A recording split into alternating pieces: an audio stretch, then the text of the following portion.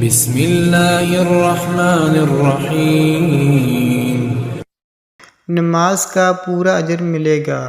حضرت زید بن ارقم رضی اللہ تعالیٰ عنہ سے روایت ہے کہ حضور اکرم صلی اللہ علیہ وآلہ وسلم نے ارشاد فرمایا، جو شخص ہر نماز کے بعد سبحان ربک رب العزت عما یصفون وسلام علی المرسلین والحمد للہ رب العالمین، دوبارہ سے سماعت فرمائیں، سبحان ربک رب العزت عما یصفون وسلام علی المرسلین والحمد للہ رب العالمین 3 مرتبہ پڑھے گا تو اسے بھرپور ثواب ملے گا اور اسے نماز کا پورا اجر ملے گا۔